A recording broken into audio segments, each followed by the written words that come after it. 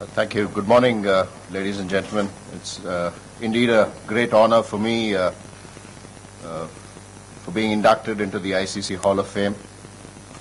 Extremely delighted, really proud feeling to be a part of great luminaries who've played this great game of cricket over the last so many years.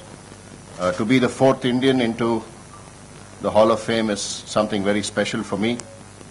I guess I'd like to thank all my colleagues who I played with, all the supporters who've been a part of the Indian contingent over the last so many years. I'd like to thank all of them, the BCCI, the KSCA, the ICC for believing that I belong here. I'd like to thank all of them.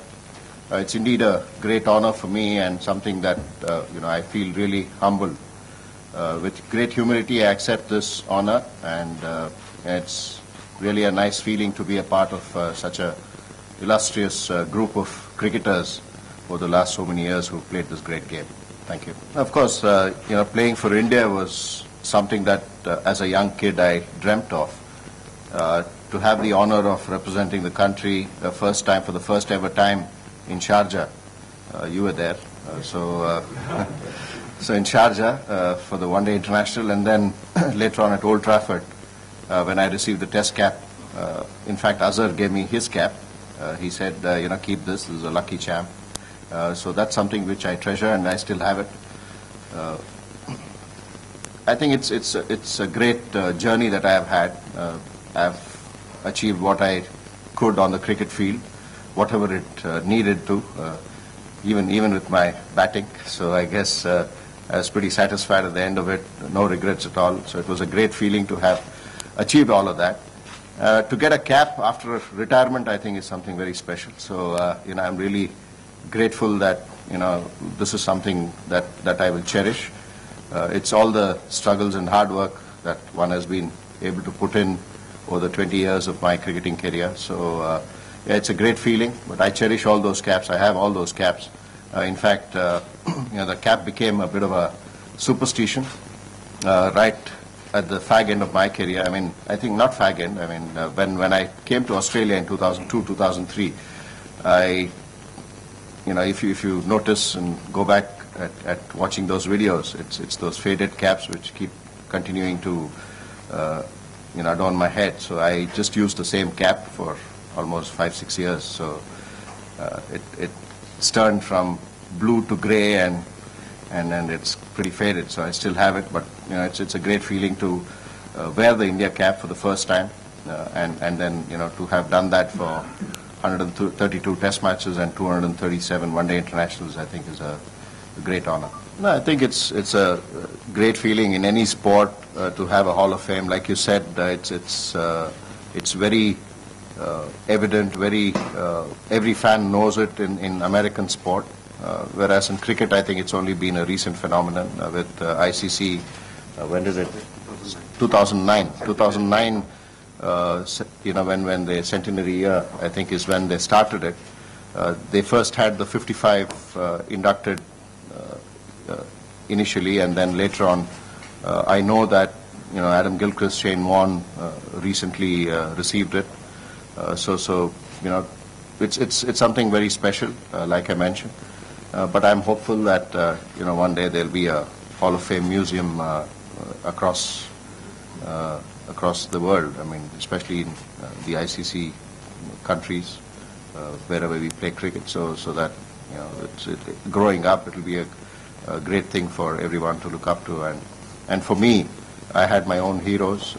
Coming from Bangalore, I looked up to the Vishwanaths, the B.S. Chandrasekhars, Prasannas. So for me, looking up to them and reading about them, although there was not much of television, not much of media exposure as is now.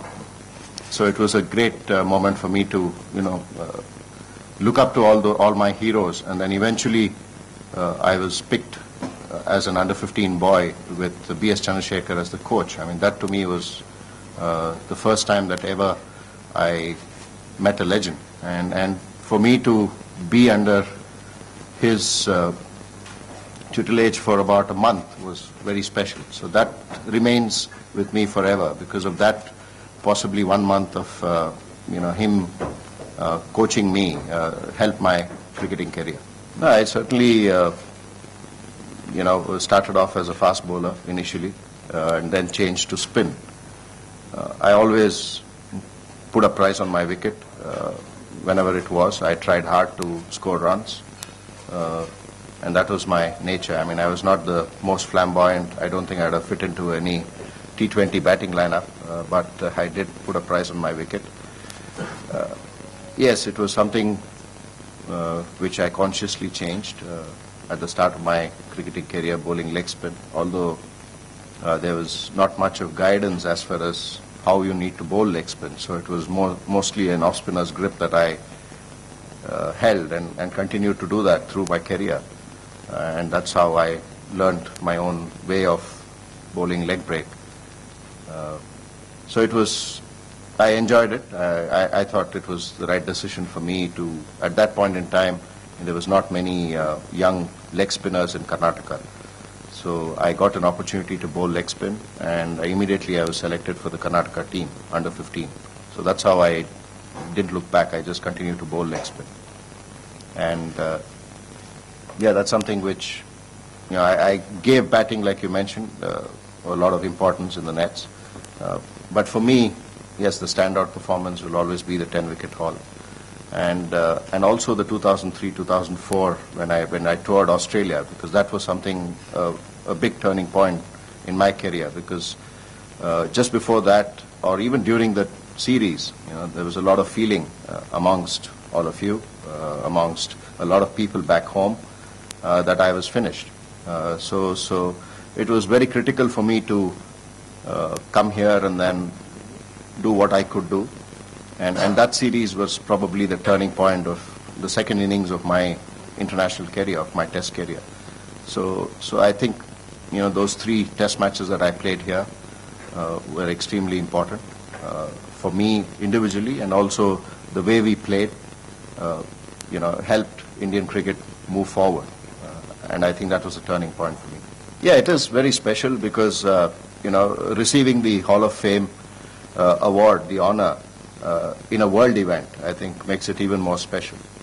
ICC World Cup is something that millions watch, millions follow, and to receive that honor here at MCG in a India-South Africa game, I think is something really special. I know that there'll be probably 80% of the crowd will be Indian, so it'll be great to receive it in front of a home crowd and in a big event. I think that itself is something very special.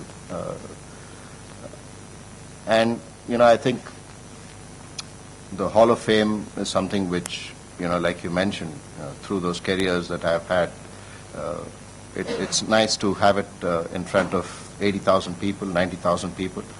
Yes, I was really fortunate that I was able to captain the country, although it came right at the end of my career. But that was very special. The Perth victory, like how I mentioned, personally for me, it changed my test career. When I came here in 2003, 2004, I had a second innings in my own career. I think the Perth test victory probably changed the way Indian cricket looked at that point in time of playing overseas. Anything was possible. I mean, Perth was always considered a tough wicket to play on, especially for a foreign team which came, especially from the subcontinent. To beat Australia in Perth was never heard of. So to come there and then do that gave a lot of confidence to the team. And to me, that victory will remain very special, because I believed that I could get a Test 100, although it took me 117 Test matches to realize my my batting potential. Yeah, it was very special because we won the series for the first time in my career in England. And if you're leading up to that Test match, in fact, just before the Test match, we had a team meeting, and where I openly said in the team meeting that I was disappointed with my batting lineup because we had great legends and and not a single century on that tour. I mean, I didn't realize that I had to show them how to get 100. So it was something very special. You could see the faces of my colleagues, how happy they were, more than me, when I scored that 100, because I mean, irrespective of who the batsman was, whether it was a Tendulkar, a Dravid, a Lakshman, I mean, I had a lot of partnerships with Lakshman because he used to bat at 6 and I would go at 8. I was the more confident one in the middle. I would tell them what to do, not the other way around. So I had to show them that, look, I'm good enough to get 100. So I'm glad that it came. Yeah, that was very special. But more special was that we could win a series in England. I mean, that was very good for us. Yeah, in Antigua, that will remain with me, I guess. Everywhere I go, people keep asking me, what made you bowl in that scenario? Probably, a similar kind of a feeling when I came to Australia, that, when I went to West Indies in 2002, I had just come back from a serious shoulder operation. I had come back into the team, so I was really looking forward to that. And when I went to West Indies, I played the first test, was dropped for the next 2, and then this was an opportunity for me to showcase that, look, I was still good enough. So, and when that opportunity was taken away because of the injury, I felt, let down. I said, look, now I have an opportunity, but I have to go back because, sorry. Oh, that's a nice song. Nice break. So this was something which, certainly was going in my mind when, I didn't make it to the team because I knew that I had to go back. So I felt, look, the shoulder is fine, and we have an opportunity to win a test match here in West Indies. We had won one and lost the other one, so it was 1-1. And if we had won in Antigua, then there was a great chance that we could win the series. And we had scored 600, close to 600 runs. So I felt, just go there, get a couple of breakthroughs, and then help the team. So shoulder was fine, so I always felt that if the shoulder was fine, then I should go out there and bowl. And that was what it was when I went to bowl in that test match.